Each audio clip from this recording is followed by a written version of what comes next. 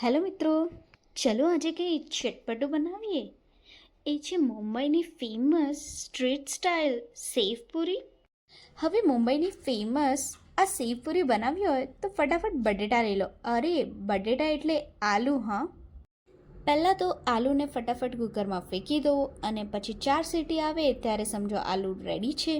ચલો બનાવીએ એકદમ મસ્ત ચટણી જે સેવપુરીમાં મોજ કરાવી દે. હવે ફટાફટ મિક્સર જાર લઈ લો. એના અંદર 1 કપ ધાણા, હાફ કપ ફુદીનો, 6 થી 7 કડી પત્તાના પત્તા, જીરું, 1 ઇંચ આદુ, 4 થી 5 લીલા મરચાં. બાકી તમને જેટલું તીખી જોઈએ છે એટલા તમે નાખી શકો છો. એન્ડ યસ, મીઠું નાખવાનું ભૂલતા નહીં. થોડું પાણી નાખો અને ગ્રાઇન્ડ કરી દો અને રેડી છે આ તીખી અને ચટપટી ચટણી. હવે ફટાફટ પૂરીને પ્લેટમાં ગોઠવી દો. એવી રીતે ગોઠવજો જેવી આર્મી પરેડમાં હોય એવી રીતે, ડિસિપ્લિનમાં એકદમ. હવે ફટાફટ મેશ કરેલા જે પોટેટો છે એ આના ઉપર ગોઠવી દઈશ.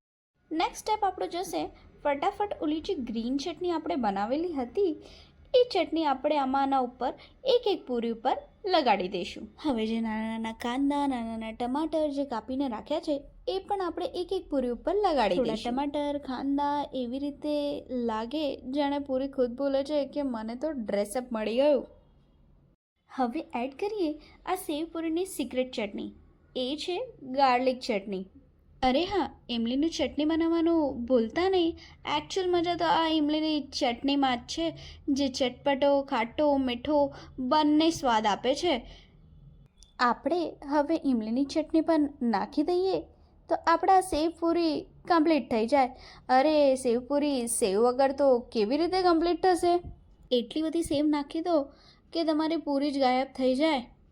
તમારે આ સેવપુરીનો હજી ટેસ્ટ વધારવો હોય તો થોડોસો ચાટ મસાલો યા તો કાલા નમક તમે સ્પ્રિંકલ કરી શકો છો. લોજી તૈયાર છે આપણી ચટપટી સી સેવપુરી.